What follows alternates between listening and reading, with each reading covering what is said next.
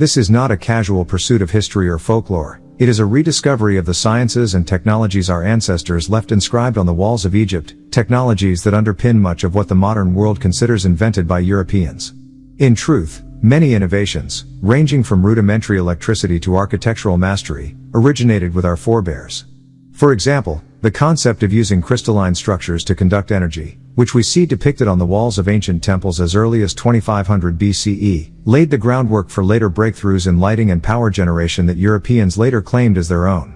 By teaching these principles, we aim to restore to our people the understanding of their inherent ingenuity and the cultural context from which so much of modern technology emerged. Over the centuries, our people were systematically indoctrinated to adopt foreign cultural norms and belief systems without questioning their origins. From childhood, we learn to accept handed-down narratives, religious texts, social customs, languages, without ever asking why these practices exist or where they come from. We recite passages like ask, and it shall be given, seek, and you shall find, knock, and the door shall be opened, Matthew 7:7, yet we are discouraged from asking the most fundamental questions. Who created God? Why does this text appear incomplete? How do the stories reconcile with each other? As children, when we wonder aloud about the inconsistencies between Genesis 1 and Genesis 2, where one passage speaks of let us create man in our image, Genesis 1:26, and another describes God forming Adam from the dust of the earth, Genesis 2:7, we are told simply, you can't question God. But this attitude prevents genuine understanding and perpetuates ignorance about our own origins. Consider Cain and Abel in Genesis 4. Cain kills Abel, and God warns Cain that anyone who finds me will kill me, Genesis 4:14. Yet where did all these other people come from if only Adam, Eve, Cain, and Abel had been created? Scripture later tells us that Cain went to the land of Nod, east of Eden, where he married and fathered children, Genesis 4:16-17, but his sister brothers are not mentioned until much later. Then there are the Nephilim, giants born of the union between the sons of God and daughters of men, Genesis 6:4, a detail that raises further questions about pre-existing cultures and beings. These narrative gaps, when examined through the lens of African spiritual science, or oncology, the study of reality based on fact rather than belief, reveal that our sacred texts contain fragments of a much older, richer tapestry of knowledge. Oncology rejects blind acceptance of any text. To believe is literally to accept without proof. We demand evidence. When we look closely at Abraham's life, for instance, we see that he spent significant time in Egypt. Yet the Torah itself, often translated as law, is presented by Jews as having been revealed to Moses on Mount Sinai long after Abraham. How, then, was Abraham following the law, Genesis 26:5, if Moses had not yet received it? The Hebrew word for law is Torah, but Moses could not have written the Torah before his own birth. This implies that a body of law predated Moses, laws that likely originated in Egypt. Indeed, the Egyptian Book of Coming Forth by Day, commonly called the Book of the Dead by Western scholars, contains moral precepts and rituals that correspond closely to the 10 Commandments and the 613 mitzvot found in the Pentateuch. In other words, what we call Jewish law was first established by the Egyptians, and Abraham would have encountered these laws during his stay there. When Abraham's descendants, the Israelites, left Egypt, they carried these laws with them. However, long before that exodus, Nubian and other ancient African civilizations already practiced these principles. This helps explain how the Egyptians were able to construct the pyramids and massive temple complexes. They possessed sophisticated knowledge of mathematics, astronomy, and engineering that was later attributed to Greek and European discoveries. By the time European scholars came into contact with ancient Egyptian artifacts, much of the original context had been lost, and so they claimed these achievements as their own. Our classes thus focus on returning to the source, going back to the source, as we say, before foreign rulers and colonizers rewrote history and imposed belief systems that distorted or erased our original teachings. Imagine baking a cake. The cake itself is nutritious and wholesome, but someone has smeared it with artificial icing, colored chemicals, and sugary toppings to make it palatable by certain standards. Our task is to remove those external layers, the layers of belief and colonization, to rediscover the original recipe, the true cake. Only then can we see how wholesome, healthy, and innovative our ancestors truly were. We do not reject Christianity, Islam, or Judaism outright, but we recognize that these faiths often rely on beliefs that cannot be proven, even as they borrow heavily from ancient African spiritual science. For example, when Moses received the 10 Commandments, the narrative implies that the Egyptians already had their own set of ethical and spiritual guidelines. The pyramids themselves were not merely tombs, they functioned as energy amplifiers, power plants built upon the Earth's magnetic grid. Ancient Egyptians harnessed what modern researchers call free energy or tachyon energy. Reliefs in the Temple of Hathor at Dendera, dated to the Greco-Roman period around 50 BCE, show what appears to be an electric bulb powered by some form of conductor. Yet Western historians credited figures like Benjamin Franklin with the invention of electricity, overlooking the fact that these images had existed on Egyptian walls for millennia.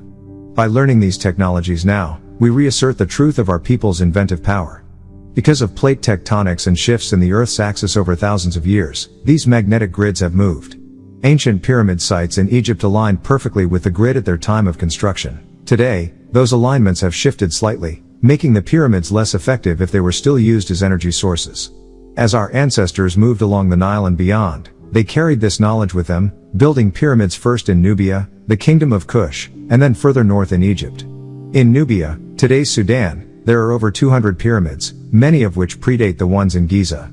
Early African civilizations in regions like Uganda, the original Bushmen or Pygmy tribes, migrated northward, establishing settlements and pyramid complexes long before the rise of dynastic Egypt around 3100 BCE. In ancient times, the Egyptians we think of today, those depicted in popular media, were not representative of the original, darker-skinned, woolly-haired inhabitants. Through centuries of intermarriage with Sumerians, Persians, Greeks, and others, later Egyptians acquired more mixed features, reddish or lighter brown skin, almond-shaped eyes, straighter hair. When we look at Nubian reliefs and early pharaonic art, we see distinctly African features, broad lips, darker melanin-rich skin, tightly curled hair. Over time, the subtleties of these original phenotypes were obscured by waves of foreign settlers and conquerors: Assyrians, Persians, Greeks, Romans, Arabs, each leaving genetic and cultural imprints. As African spirituality spread beyond Egypt, local variants of pyramid and temple building appeared in West Africa, for example, the temples of Ife and Ila-Ife in present-day Nigeria, and in other regions of the continent. These structures retain symbolic alignments with celestial bodies, just as the Giza pyramids align with Orion's belt and other stellar constellations. The edifices in West Africa reflect local cosmologies. Unfortunately, colonial historians have largely ignored these African pyramids, downplaying their significance to maintain the illusion that civilization sprang from Europe rather than Africa. Yet archaeological surveys confirm extensive pyramid building traditions in regions like Ghana, Mali, and Nigeria, sites that exhibit architectural ingenuity every bit as sophisticated as their Egyptian counterparts. Over the centuries, many of these African traditions were suppressed by the spread of Islam and Christianity. Today, countries like Somalia, Egypt, Sudan, Libya, Tunisia, Algeria, and Morocco, once the epicenters of ancient African spirituality, are dominated by Islam, and practitioners of indigenous spiritual sciences were marginalized or forced underground. In sub-Saharan Africa, Christian missionaries likewise discouraged traditional practices, replacing them with Western doctrines. As a result, much of the practical knowledge, agricultural methods, astronomical observations, medicinal herbalism, metalworking, metaphysical teachings, has been lost or survives only in obscure oral traditions. Why go through such lengths to cover up these achievements? Because the ruling classes understood that controlling knowledge grants control over people. If you suppress a community's understanding of its own history, its own potential, you maintain power indefinitely. This is not merely an academic argument, it is a survival imperative. Our people's innate compassion, our sense of communal responsibility, threatens hierarchical structures built on exploitation. The maxim of our last teacher was, "I will give you all that I have, as long as you share it with me." This generosity of spirit is intrinsic to African nature, yet colonizers and oppressors sought relentlessly to break our community's solidarity, fragment identities, and impose a dog-eat-dog ethos. In the United States, for example, the African American identity was manufactured by enslavement. The kidnappers gave us field labor, demeaning segregation, and second-class citizenship. They forced us into educational systems that erased our heritage. We were taught piecemeal histories. Our story began with slavery in the 1600s and ended with emancipation. Rarely were we told of the ancient civilizations from which we descended. Why should we have been, when acknowledging that heritage would undermine the very rationale for our subjugation? By keeping us asleep, they maintained their dominance. But the day of reckoning is at hand. The time of the winter people peaked some 6,000 years ago, and now the people of the sun must arise. We, as Africans, are literally people of the sun. Our melanin-rich physiology allows us to absorb solar energy more efficiently than any other race. Every part of our bodies, our skin, our nervous systems, even our brains, is coated in melanin, which not only protects us from harmful radiation but also regulates biological rhythms. Our ancestors understood this. They designed their daily schedules around solar cycles, knowing that our melanin rejuvenates most effectively between 3 a.m. and 5 a.m., a window now disrupted by artificial lighting, poor nutrition, and industrial work patterns. Moreover, melanin is an organizing molecule present in all living creatures, guiding embryonic development and protecting against toxins.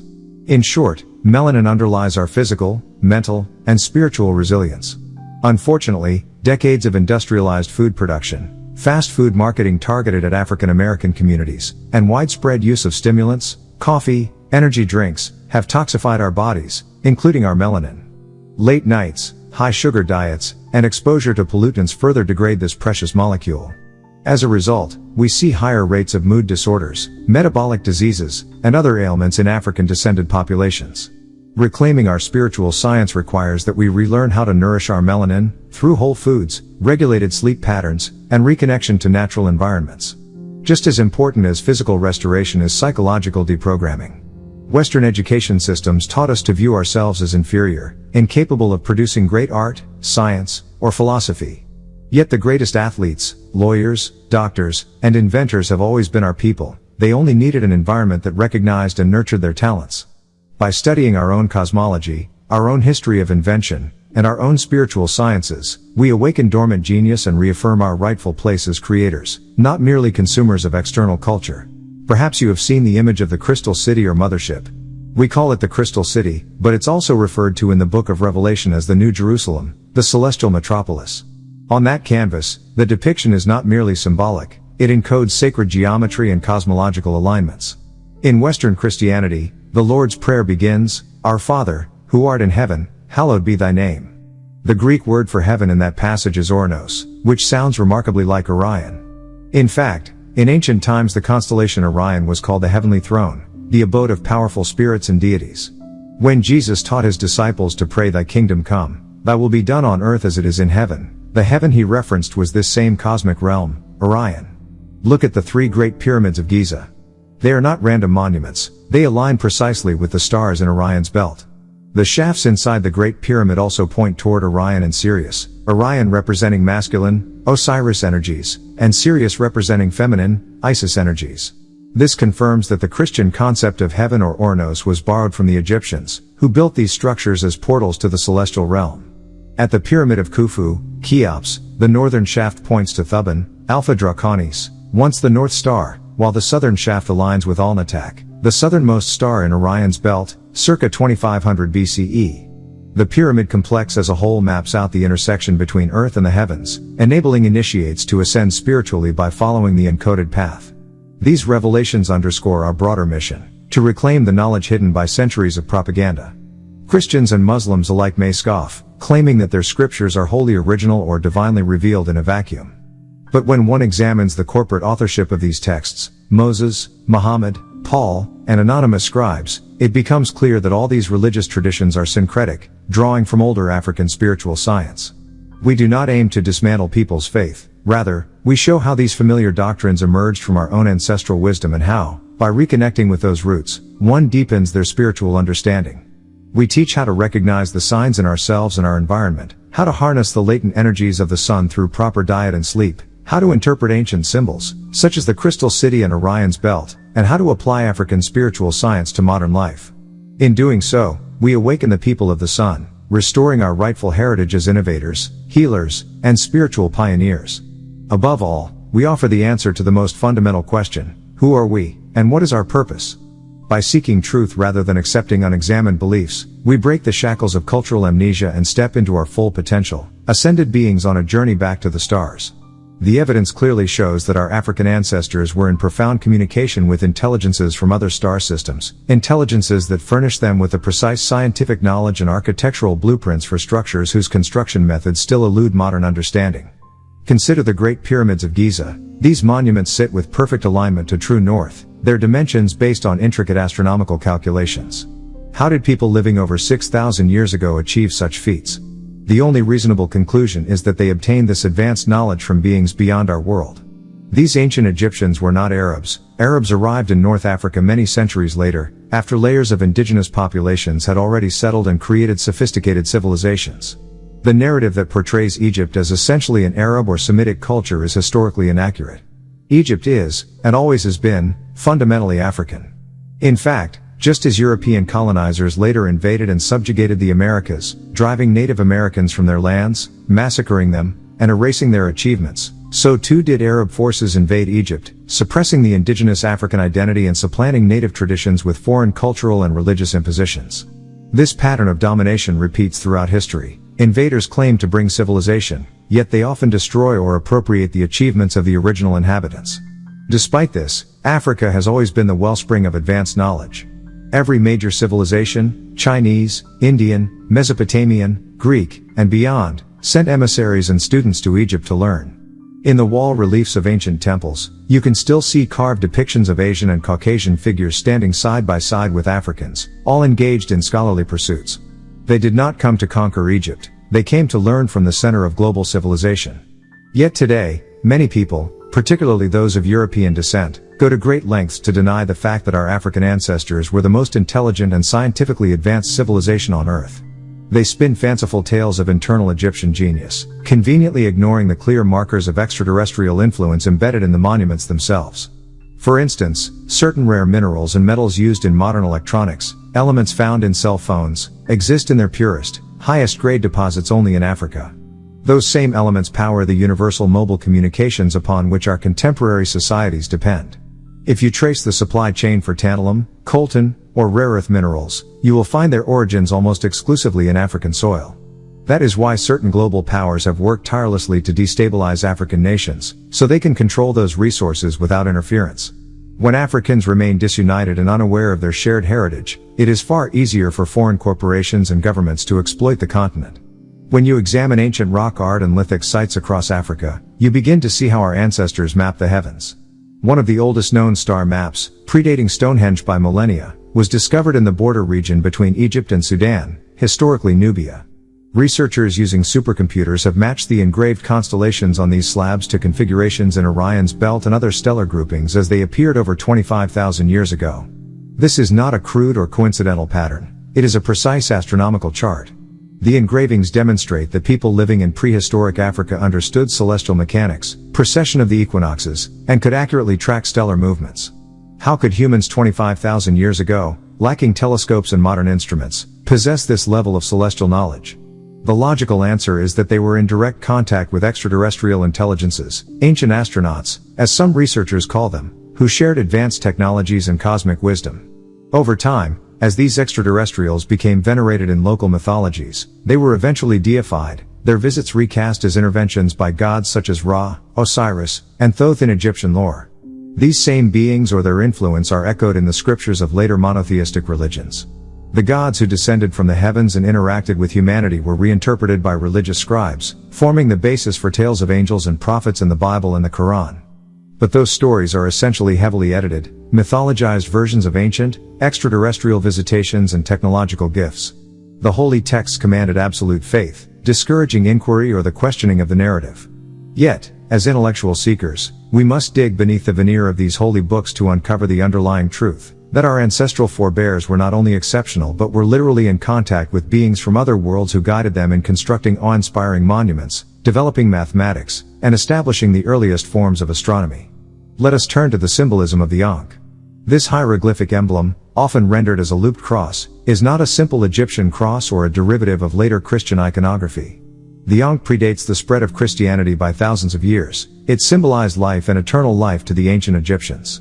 If you examine the structure of the ankh closely, you will see that it represents the union of male and female reproductive principles. The vertical stroke suggests the male phallus, while the looped top represents the female womb or ovum. That union is the very key to sustaining life on Earth, reproduction, and, on a deeper metaphysical level, to unlocking immortal existence. In ancient Egyptian temples, sanctuaries often included pylons and oriented sightlines aligning with solstices and equinoxes, reflecting a cosmic appreciation for how celestial cycles govern earthly seasons. These architectural alignments correspond to the symbolic meaning of the ankh, that life is a cosmic process intimately connected to solar and stellar rhythms. Over time, cultures outside of Africa appropriated and corrupted the ankh. Early Celtic peoples adopted a variant of the symbol, turning it into what most Westerners recognize today as the Christian cross. That perversion of sacred African iconography is telling. The same way religious crusaders wielded the cross as a weapon, by the sword, to force conversions in Europe, Africa, and the Americas, they also co-opted symbols to suppress indigenous spiritual systems. When you visit a church or a cemetery, the cross is omnipresent. It stands not only as a place of worship but as a marker of death. What was originally a representation of eternal life became, in the hands of colonizers and missionaries, a symbol wielded to enforce doctrine and to mark graves. It is no coincidence that the earliest Christianized cemeteries replaced ancient burial grounds where ankh symbols were once engraved on sarcophagi. Our own spiritual teachings, passed down through a lineage of African masters, reclaimed and reinterpreted these symbols. In the year 2000, as the millennial sun cycle concluded, our teacher unveiled yet another symbol, this time representing the double resurrection and heralding the dawn of the era of acclamation, 2000 onward. Visually, this double resurrection symbol can be seen as two ankhs interwoven, marking the end of a 24,000-year processional cycle and the awakening of a new sun cycle. Within its design are embedded references to solar and lunar cycles, 6,000 years of solar dominion, 6,000 years of lunar dominion, and so forth, culminating in the 24,000-year procession that oversees all astrological ages. In the center of this new symbol sits a ruby-like gem, symbolizing the soul, Ba in ancient Egyptian. Surrounding it are representations of Mother and Father, embodying the eternal creative forces. This iconography is not merely decorative, it conveys a complex cosmology, that all of humanity, particularly the African people, the children of Ra, will be spiritually and genetically affected when the next cosmic cycle fully manifests. We are already witnessing the early effects, a rapid increase in consciousness as people seek healthier diets, natural living, and genetic awareness. This shift is not limited to physical health, it extends to cultural, spiritual, and psychological dimensions. The more Africans, on the continent and in the diaspora, recognize their connection to these ancient cycles and extraterrestrial origins, the more unified and powerful we become. And that is precisely why our oppressors have tried so relentlessly to sever us from our roots. To understand how these cycles operate within us, we must first distinguish between spirit and soul, concepts often conflated in Western religious traditions. In the book of Genesis, 1:27 and 2-7, we learn that God breathed the breath of life into man, and man became a living soul. The Hebrew word for breath is neshama, and the word for soul is nephesh. But our master teacher expanded on these terms, revealing layers of spiritual and metaphysical meaning. In his writings, he identified 7 distinct aspects of human vitality: ruach, the breath of life, the primary spirit that animates the physical body; nephesh, the living soul, linked to continuous breathing and life force; ba, the emotional, creative soul, akin to the personality or higher self. Not all individuals fully develop this aspect; ka, the astral double or subtle body, emerging at the moment of conception when sperm meets egg. This is why sometimes people report seeing apparitions or ghosts, fragments of the ka, ankh, the immortal, transfigured spirit that unites with cosmic consciousness when one attains higher spiritual attainment, an indicator of the post-physical state; shut, the shadow or spiritual counterpart that remains linked to the body even after physical death; and the khat, the physical body itself, composed of matter and destined to return to dust. Everyone possesses ruach, nephesh, ka, shut, and khat in some measure, but not everyone develops ba or achieves ankh. The ba represents our capacity for empathy, creativity, and moral conscience, the very qualities often attributed to our deep African heritage of compassion and community. When someone attains ankh, they transcend ordinary existence, entering a realm where ancestral wisdom and cosmic knowledge merge. This is why our master teacher has often been referred to as an incarnation, or avatar, sent to raise humanity's collective consciousness in this transitional era. On a more genealogical level, each individual is the culmination of countless ancestral lineages. If you trace back 4 generations, your parents, grandparents, great-grandparents, and great-great-grandparents, you have 30 separate ancestral spirits or personalities embedded within your genetic makeup. Those 30 spirits, as our teacher describes, continue to influence your behavior, your predispositions, and your choices. Those talents, idiosyncrasies, and even health challenges someone might display can often be traced back to a great-great-grandparent's lineage. As Africans, our ability to vibrate at higher spiritual frequencies while remaining grounded in the physical realm distinguishes us as non-etheric or negroid beings who can merge cosmic consciousness with corporeal existence. In contrast, certain Caucasian groups tend to be more disconnected from that high-frequency etheric state, relying heavily on material constructs to define their spirituality. Thus, every time we internalize the wisdom of our ancestors, be it through language, music, ritual, or reclaiming sacred symbols like the ankh and twe, we awaken these dormant ancestral spirits. We allow those 30 personalities to coexist within us, guiding us toward a harmonious balance between the material and the eternal. In so doing, we honor the cosmic intelligences that once walked with our forebears, recognizing that these extraterrestrials were, in fact, our extended family, our starborn ancestors. In summary, the narrative that Africans were primitive or inferior is a deliberately crafted lie, one that masks a much deeper truth. Our ancestors were the galaxy's foremost students of celestial science, chosen by extraterrestrial intelligences to become intermediaries of cosmic wisdom. The monuments they built, the star maps they drew, the symbols they forged, and the rituals they practiced all exhibit a level of sophistication that can only be attributed to knowledge beyond our planet. When foreigners invaded, whether Arabs in Egypt or Europeans in the Americas, they sought to erase that legacy. They burned libraries, destroyed temples, and rewrote history to obscure the fact that Africa was the cradle of civilization, endowed with genetic blessings from the stars. But we have now reached a critical moment in the 24,000-year precessional cycle. The next sun cycle is dawning, heralding rapid awakenings in global consciousness. Our role as star children, I use that term to describe anyone within the African diaspora or anyone with African spiritual lineage, is to reclaim our cosmic heritage. As more people awaken to the reality of our extraterrestrial origin, more will question the hollow dogmas imposed by imperial religions and state-sponsored ideologies. When enough of us stand in our truth, embracing both the physical richness of our African blood and the cosmic heritage of our star-maker ancestors, the oppressor's strategies of divide and conquer will lose their power. We will become an unshakable force for planetary healing and spiritual evolution. Above all, it is essential to remember that truth cannot be suppressed indefinitely. Lies, distortions, and half-truths eventually unravel. As our teacher often says, truth must come, and false things must perish. So long as we continue to investigate, to question, and to draw upon the living knowledge passed down from our ancestors and extraterrestrial benefactors, Africa's rightful place as the heart of world civilization, and our own place as integral participants in a grand cosmic family, will be restored. The Caucasus can only operate as high as 6 ether, and what's fascinating is that this connects to the question of why they are the way they are. They can only ascend to 6, while we can reach 9. 9 can be reduced to 6, but 6 cannot rise above itself. They understand this about themselves and about us. So they work tirelessly to keep us at their level. Meanwhile, they feed off us, because we have souls, hence they call our music soul music and our cuisine soul food. Our creativity and vibrancy are unmistakable, but as we strive to imitate them, walking like them, talking like them, we lose our own souls. It amazes me how you can stroll down the street or go to work and hear someone from India sounding exactly Caucasian. The nasal drawl, the rigid speech patterns. What happened to their culture? Culture is supposed to nurture and sustain you. We, however, were stripped of our culture. We didn't choose to leave Africa, we were forcibly taken. Our women didn't run toward them. These ships came to our shores, chased our women even in ancient Egypt. Somehow, we were reduced from 9 ether to 6 ether. Regarding the question about the real rapture, many misunderstand this. It's not about a violent snatching into the sky, but a spiritual gathering around a banquet, much like Thanksgiving, when you go to someone's house for a feast. Revelation is filled with food imagery. The Bible constantly uses food references. Be fruitful and multiply, eat of my flesh and drink of my blood, and you shall have eternal life. Abraham was told to cut his son's throat as a sacrifice, and other passages command animal sacrifices so that the Lord can smell the sweet savor. If that sounds familiar, consider that this has more in common with Satanism than with a benevolent creator.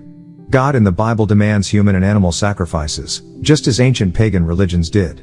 In Leviticus, Aaron and his sons kill rams, sprinkle the blood around the altar and on themselves, burn flesh, wave loaves of bread before the Lord, rituals indistinguishable from occult ceremonies. Only a select few, Aaron, his sons, and 70 elders, are permitted to see God. Blessed is the man who does not see me and yet believes.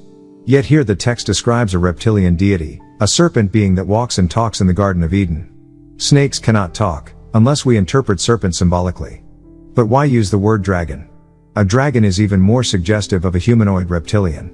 Revelation speaks of the old dragon cast out of heaven after a war led by Satan against the angels. These reptilian beings are the ones referred to by names like Yahweh, Allah, Jehovah. They demand sacrifices and feed on spiritual energy. The term rapture comes from the Latin raptio, meaning abduction or harvesting. In Revelation, the 144,000 are harvested for a banquet. Harvesting means to gather and consume. This is an ancient cookbook, instructions for appeasing a deity through blood offerings. Scripture even prescribes how to prepare bodies, burn the flesh, sprinkle blood on the altar, wave bread as an offering. In Exodus 29, the text outlines how Aaron and his sons are to consecrate rams, sprinkle blood on the altar, and don garments anointed with blood and oil. They burn fat, kidneys, and the right shoulder as a wave offering. They eat the consecrated ram by the tabernacle, but only they, no strangers, because they are holy. This is a blood ritual. 70 elders, after offering sacrifices on the mountain, have their blood thrown on the congregation. This is a bloodbath in service to a deity. Thus, the rapture is not a theological abstraction but a repackaged blood rite, an ancient cookbook for offerings to the reptilian gods.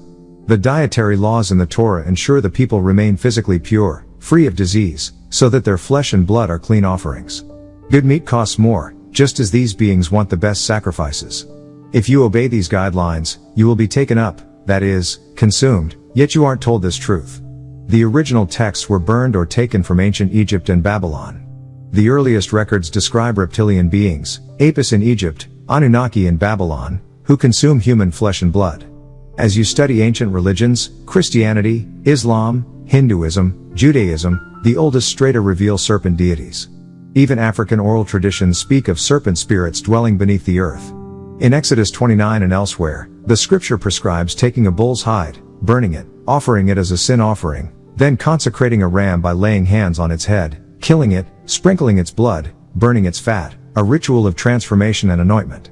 The ram's blood is placed on Aaron's right ear, thumb, and big toe, and sprinkled on the altar and garments to declare them holy.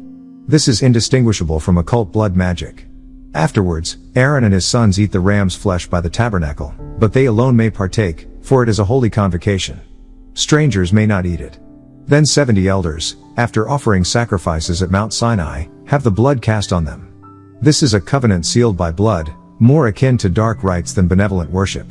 This is the real rapture, the reptilians consuming the 144,000 at their great feast. 70 elders meet God face to face, the rest of the congregation is a sacrificial audience. This is why the Bible's food laws are so strict. It is a recipe for the fairest, unblemished victims.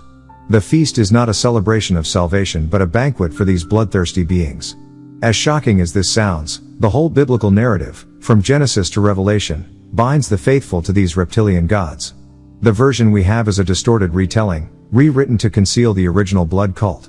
When Moses brings Israel out of Egypt, he crosses the Red Sea, leads the people through desert wastelands, and returns to the mountain to speak with God. Meanwhile, Pharaoh's heart is hardened. God hardens it, so that he will refuse to let Israel go, prolonging their suffering. Moses himself is punished for striking the rock instead of speaking to it, barred from entering the promised land. God's commands grow contradictory. He says let my people go but then wants them to stay longer. He directs Abraham to sacrifice Isaac, commands animal and human sacrifices, demands blood offerings, yet after Sinai, he says I will hide my face and becomes inaccessible except to high priests. This deity behaves like a capricious despot, more akin to fantasy than a moral lawgiver. If this were a movie, it would be called Harry Potter's God, unicorns, dragons, talking snakes, mystical trees of knowledge. The most historical evidence, Egyptian, Babylonian, Mesopotamian inscriptions, contain no record of these Israelites, so the narrative exists only in the Bible itself. The true rapture is the consumption of the faithful by these reptilian deities at the 144,000's great feast. In Genesis, when God says let us make man in our image, who is the us? Different schools, Ansar, Rabbinic Judaism, certain Islamic sects, interpret this variously. Some say it refers to the Elohim, others, the Samael doctrine. Some teachings emphasize the feminine aspect of God, because only women can bear children. Ancient scholars taught that the original divine being was non-gendered. Women could reproduce via parthenogenesis, through what we now call the clitoris, which produces fluid akin to sperm. Men, with Y chromosomes, are a defective subset of this original XX chromosome. When the male race was created, the original divine being bifurcated into XY and the woman. Thus, women are closer to the primordial deity, they can create life independently. Men's role is merely fertilization. Until a woman bears a child, she is not fully aware of her own divine power.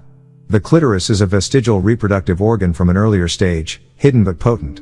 Men, by contrast, have only the Y, missing a quarter of the genetic capacity. This biological fact underpins spiritual hierarchies. The woman is God because she pre-existed the man and can sustain life on her own. The notion that man is made in God's image overlooks that woman, as the original being, embodies God more fully. Finally, consider the movie Constantine and its depiction of different levels of hell. There is some truth to it, as taught by Baba. Hell isn't down below with fire and brimstone. These are just Hollywood illusions to shape your perception. In reality, there are planes of existence, vibrational levels that occupy the same space. We exist on the physical plane, other beings vibrate at different frequencies. A being in another plane can be right next to you without your seeing it, just vibrating at a different rate. Lower planes correspond to denser, more malevolent entities, demons, reptilians, etc. When people adopt alien music, food, and culture, they tune themselves to those lower vibrations, inviting these entities to possess them. Some humans, like many Caucasians, remain trapped in lower vibrations even after death. Some say their spirits only last 40 hours. So they latch on to human hosts to continue existing. This is why they touch you, seeking to inhabit your aura when you are emotionally vulnerable, angry, drunk, depressed. In the entertainment industry, major stars often make a blood pact with these entities to achieve fame and power. This is not mere superstition but a living reality. These are dimensional beings that feed on our life force. Their mythology, rituals, and holy books are designed to mask their true nature and keep us unaware that we are the main course at their cosmic banquet. If you truly want to rise to that level of international stardom, the megastatus, the kind where millions recognize your name, you must understand that nothing comes without a price. In many traditions, that price has historically been conceived as a sacrifice of someone you hold dear, a blood offering meant to feed the machine. Now, when people ask, what is this machine? They're not talking about some literal robot, rather, it's an incantation, an esoteric ritual that invokes a force to push your career forward. Picture it like this: at your alpha release party, you're told to stand before this symbolic machine, believing that it will channel magic into your work so that your songs or your art will become successful. But if you're unwilling to make that blood sacrifice, there is a different route, one more insidious but nonetheless effective. Instead of offering blood, you offer yourself sexually. If you're a man, you're expected to sleep with other men. If you're a woman, with other women. In either case, you become a sexual tool, used to appease those who hold the power to elevate you. A lot of entertainers quietly choose this path because it's a recognized shortcut among certain insider circles. Beyond sex and blood offerings, however, there exists an even deeper, more secret tier of elevation, what they call a seance or ritual invocation practiced by a high-level cadre of warlocks. Should you agree to this, the idea is that an otherworldly spirit, often described as a deceased genius or a powerful being, can inhabit your body, steering your career, influencing your art, and effectively becoming your alter ego. Think of how Beyoncé has Sasha Fierce or Nicki Minaj as Roman Zelensky. These are not mere stage personas born of confidence or theatricality. They are said to be entirely different entities brought forth through ritual. When you see someone like Beyoncé, who has been on stage since she was a child and has always been Beyoncé, it seems impossible to just snap into a radically different personality overnight. But if you view it as a spirit takeover, an actual being taking residence inside you, it suddenly makes sense how an artist can become someone else the moment the lights go down and the stage lights come up. Many famous musicians of old, Ray Charles, Marvin Gaye, Jimi Hendrix, Van Halen, Rick James, were all deeply influenced by drugs. Those substances are said to open certain parts of the brain, allowing low-level entities to pour through and influence creativity. At the time, that was dismissed as creative genius or artistic inspiration, but in esoteric circles it's understood as real spirit possession. You try a hallucinogen and suddenly you feel profound, philosophical thoughts coursing through your mind that vanish by morning. You've been used as a temporary vessel. In those moments, you might think, wow, this is deep, I see what you're saying, but the reality is that you are only 20 to 30% in control. You can't retain the knowledge unless you consciously train those brain regions, because you're essentially breaking certain spells to access areas of your mind that are normally sealed off. There's a common myth that at one time humans used 100% of their brains, but scientists today say we only use around 7 to 8%, or, some argue, we only use about 10 to 20%. The question then becomes, why would a creator build us that way, with 80 to 90% of our brain dormant? If we truly could use, and have used, every part of our brain, our capabilities would be unimaginable. Belief, however, can also dumb us down. The more rigidly you hold to a belief, the more you close off other possibilities. That's why so many myths persist. Speaking of myths, one question that surfaces time and again is this: on the walls of ancient Egypt, we see beings with green or bluish skin. Were human beings ever green or blue? If so, how did we become brown? The answer lies in elemental chemistry. Thousands of years ago, Earth's atmosphere and soil were far richer in elements like magnesium and gold. When these oxidized, they created blue and green pigments. Back then, the planet was dominated by water seasons and heat, air quality was different, and life forms reflected those conditions. Over time, iron became the dominant element in the soil and atmosphere.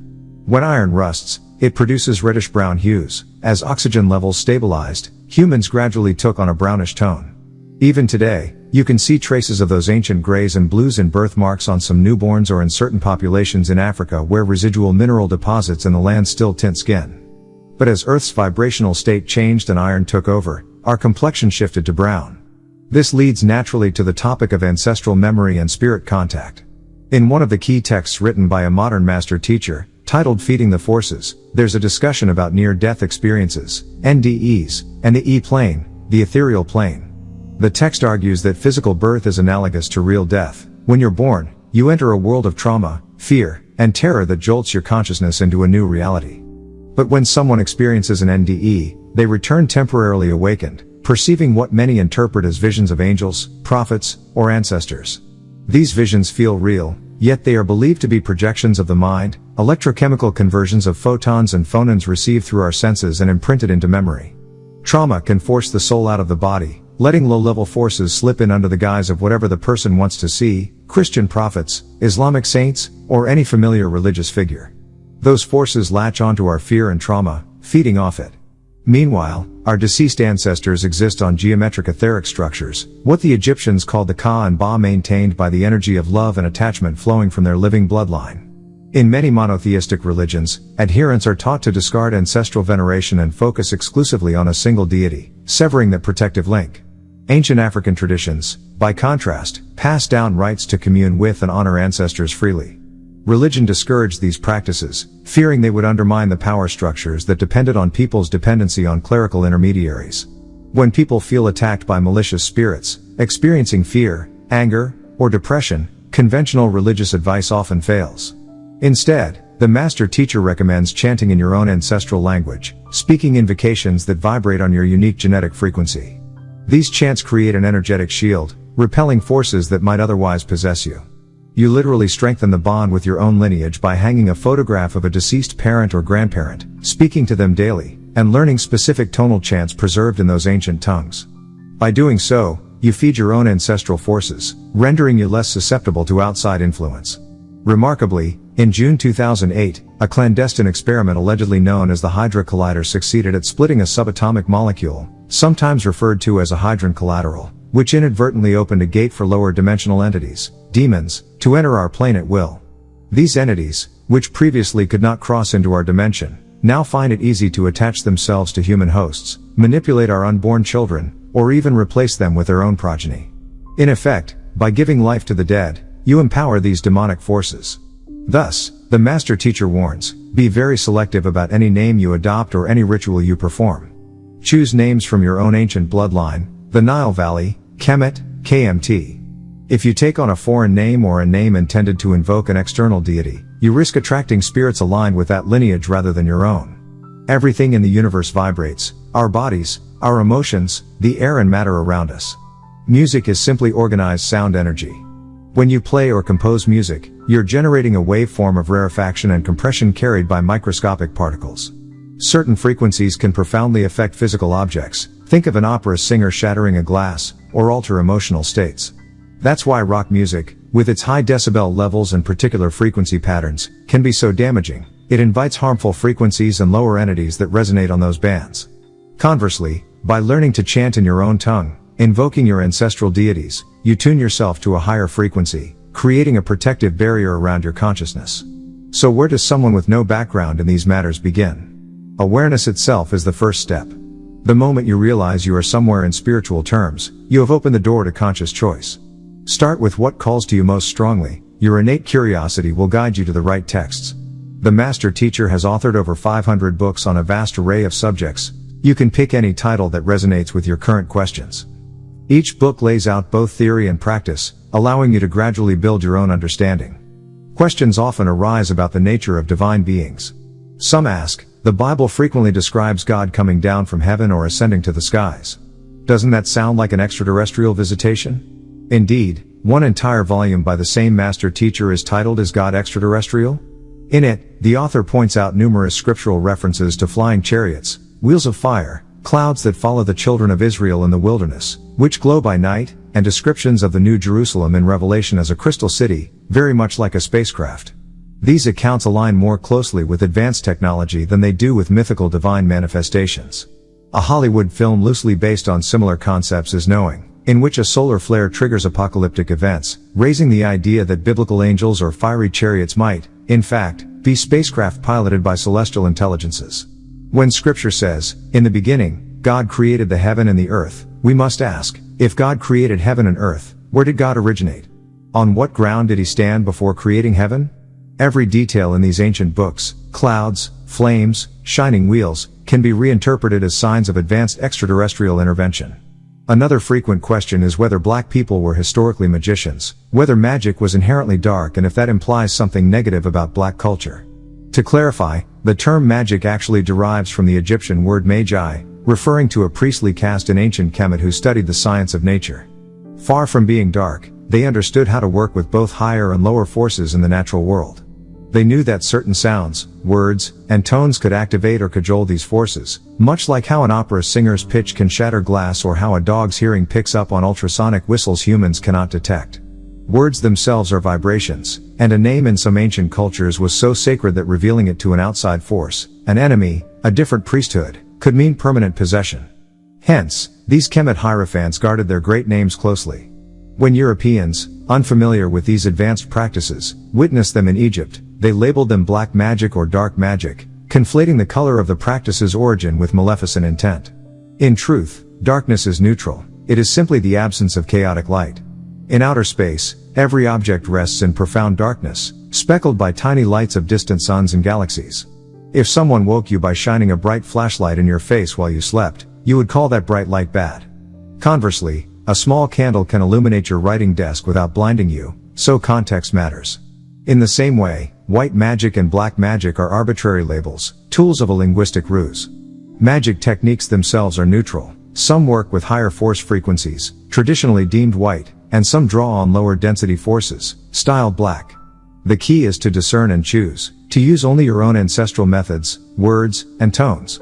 Those who practice Wicca or so-called witchcraft are simply reappropriating ancient methods once used freely by the people of Africa, and then demonized by colonial narratives. Lastly, note that these disciplines, chanting, ritual, ancestral invocation, are not static. Your soul and consciousness will constantly expand. What satisfies you today will raise a dozen new questions tomorrow. The Master Teacher's corpus of over 500 volumes is an invitation to ongoing exploration. If you find yourself tested by fear or depression, know that by calling upon your ancestors in their own language, by learning the right tonal patterns, you summon a formidable defense. And if you wonder where to begin, simply pick the book whose title resonates most with you, be it Soul Spirit, Feeding the Forces, or Tone Sound Vibration DNA Molecules, and follow the path laid out within. Remember, the journey of consciousness is never complete. It's an ever-expanding quest, one that demands both curiosity and courage if you truly wish to ascend.